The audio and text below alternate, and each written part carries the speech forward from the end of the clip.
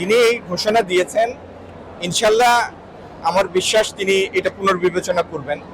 কারণ তিনি তো ঘোষণা দিয়েছেন একটা হতাশা থেকে, যে আগের সময়ে দীর্ঘদিন চামড়ার মূল্য পাওয়া যায় না, এবং চামড়ার যে দান আসে বিভিন্ন মাদ্রাসায়, কওমি মাদ্রাসায়, সেই চামড়ার বিক্রিলব্ধ অর্থ কওমি মাদ্রাসার জন্য একটা সহায়ক ফান্ড হিসাবে, তহবিল হিসাবে কাজে লাগে।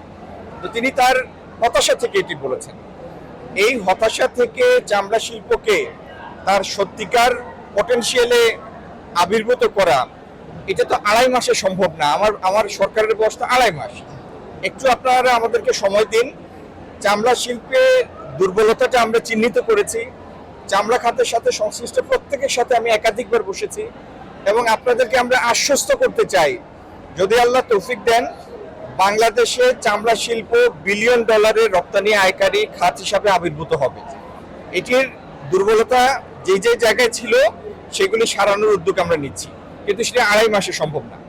একটু সময় দিন। আর আমার যে ভাই সাংবাদিক সম্মেলনটি করেছেন, তার প্রতি আমার অনুরোধ, চামড়া শিল্পকে, চামড়া খাতকে সত্যিকারভাবে একটি সম্ভাবনাময় খাতে রূপান্তরের জন্য আপনার আমার সবার দায়িত্ব হচ্ছে এই সাময়িক সময়ে, আপৎকালীন সময়ে এক পিস চামড়াও যেন নষ্ট না হয়। যার যার জায়গা থেকে আমরা দায়িত্বশীল আচরণ করব। মনে রাখবেন, এই সম্পদটি আল্লাহর দেওয়া সম্পদ।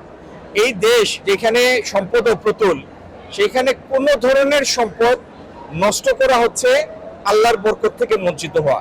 জেনে শুনে জ্ঞাতসারে এরকম একটা কাজ আমরা করতে পারি না।